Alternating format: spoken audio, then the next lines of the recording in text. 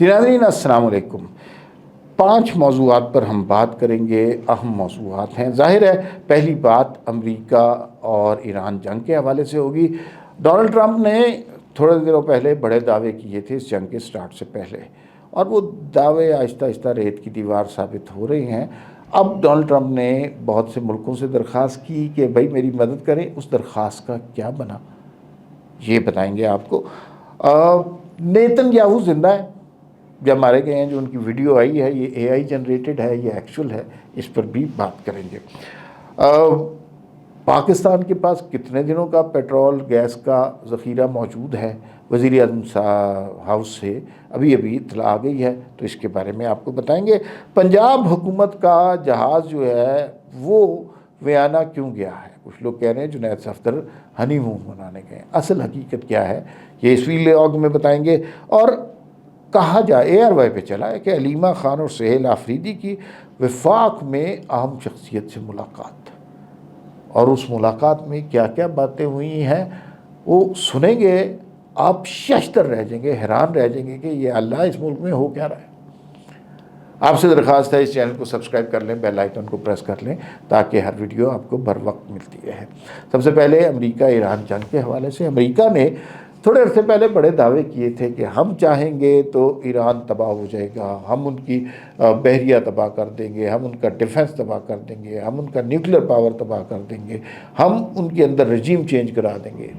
اس میں سے ایک دعویٰ ان کا پورا ہوا، وہ یہ ہے کہ ان کے جو روحانی پیشوا ہیں آیت اللہ خامنہ ای، ان کو قتل شہید کر دیا گیا، اور اس کے بعد انہوں نے یہ سمجھا تھا کہ ایرانی گھٹنوں کے بل بیٹھ جائیں گے اور گڑ گڑا کر معافیاں مانگیں گے امریکہ سے رجیم چینج کی، تو وہ تو کچھ بھی نہیں ہوا۔ ایران اسی صورت کے ساتھ، اسی تندہی کے ساتھ اب حملے کر رہا ہے، اور آبنائے ہرمز جو ہے وہ عذاب بن گئی ہوئی ہے۔ ساری دنیا میں پیٹرول کی پرائسز بڑھ رہی ہیں۔ امریکہ ایک جنگ کی دلدل میں پھنس گیا ہوا ہے، اور اس جنگ دلدل سے نکلنا اس کو مشکل لگ رہا ہے۔ اس لیے وہ جو ہے وہاں پر کہا جا رہا ہے امریکن مارکیٹس میں سے $2 ٹریلین غائب ہو گئے ہیں۔ $2 ٹریلین بہت بڑا رقم ہے۔ اور پھر اس کے بعد جو امریکہ کے دوست ممالک ہیں وہ بھی خوش نہیں ہیں، چین بھی خوش نہیں ہے، کوریا بھی خوش نہیں ہے۔ پرائسز پیٹرول کی کہاں سے کہاں پہنچ گئی ہیں، چیزیں بہت آگے تک چلی گئی ہیں، تو چیزیں ٹھیک نہیں ہو رہی۔ تو امریکہ نے اس موقع پہ آبنائے ہرمز پہ وہ جاتے ہیں، تو یہ اب ایران کی مرضی ہے، وہ اپنی مرضی کے کنٹینر وہاں سے گزرنے دیتا ہے، اور جو امریکہ کی مرضی سے آتا ہے وہ اڑا دیا جاتا ہے۔ اب تو سنا ہے کہ آبی بارودی سرنگیں، میں نے تو نام بھی نہیں سنا تھا، یہ بھی بچھا دی گئی ہیں تاکہ کوئی امریکی جہاز ہو تو اس کو اڑا دیا جائے۔ تو یہ صورتحال امریکہ کے لیے کمپلیکیٹڈ ہو گئی۔ اب اس کے بعد امریکہ نے ریکویسٹ کی ہے چائنا سے، آسٹریلیا سے، جاپان سے کہ بھئی میری مدد کو آ جائیں، یہ ذرا سارٹ آؤٹ کریں نا ایران کو۔ انہوں نے سیدھا سیدھا جواب دے دیا، انہوں نے کہا بھائی جان یہ کٹا آپ نے کھولا تھا، یہ آپ کا کام ہے، ہم سے اس سلسلے میں بات نہ کریں، اور کوئی چائے شائے پینی ہے تو بتا دیں۔ تو یہ تو بات بالکل کلیئر ہوگی، دنیا اب ٹرمپ کا تماشا دیکھ رہی ہے۔ روس بھی اسی طرح افغانستان گیا تھا کہ ہم 1-2 دن میں قبضہ کر لیں گے، معاملات ٹھیک کر لیں گے، لیکن یہ 1-2 دن میں نہیں ہوتا، یہ تباہ کن قسم کی چیز ہے، اور اس میں حالات بڑی بڑی قومیں اپنے زوال کا شکار ہوتی ہیں۔ جس طرح اب روس دوسرے ملکوں کی، امریکہ دوسرے ملکوں کی منتوں پر آ گیا، اس لیے یوں لگتا ہے کہ امریکہ کے زوال کا آغاز ہو گیا ہے۔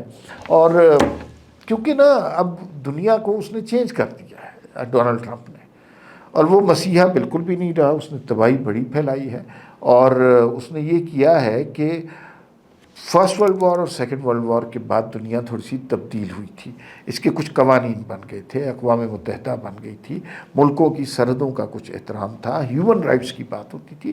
ٹرمپ نے سب کچھ ختم کر دیا۔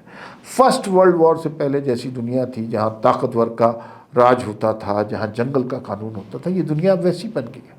کسی کو کہ وینزویلا کا صدر اٹھا لیا جی، ایران کا روحانی پیشوا کو شہید کر دیا، یہ دنیا ہے، کل کو وہ کسی اور کے بعد۔ تو قوموں کا انحطاط اس وقت شروع ہوتا ہے، اور مجھے اسی طرح شروع ہوتا ہے، اور مجھے یوں لگتا ہے کہ جب ڈونلڈ ٹرمپ اور امریکہ گرے گا تو کوئی مدد کے لیے نہیں آئے گا، سارے اس کا تماشا دیکھیں گے۔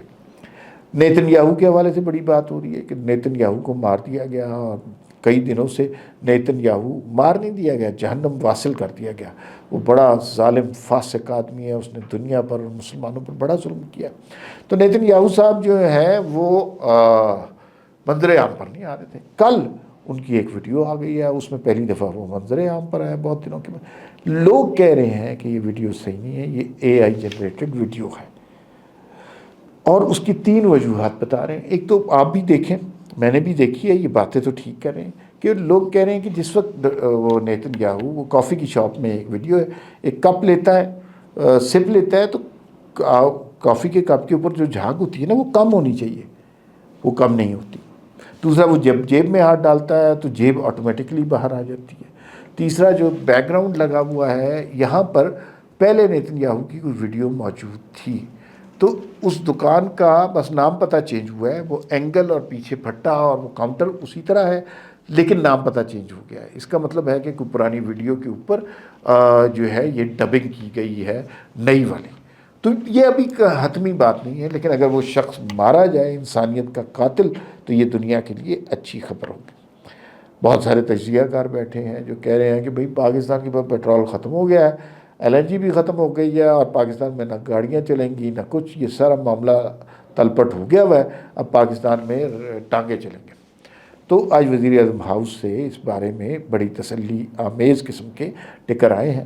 وزیر اعظم صاحب نے ایک عوام کی ریلیف کے لیے ایک اجلاس بلایا، اور اس کے اندر اہم باتیں یہ ہوئی ہیں کہ بھئی آپ جو ہیں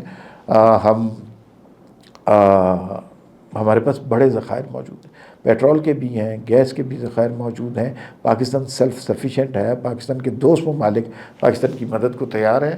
تو ایسا نہیں ہو رہا بھائی کہ یہ سب کچھ ختم ہو جائے گا یا لوگ گھوڑوں پہ آنا شروع ہو جائیں گے، تو ایسا بالکل نہیں ہو رہا۔ پاکستان سیف ہینڈ میں ہے، چیزیں کنٹرول میں ہیں، کوئی ایسا مسئلہ نہیں ہے۔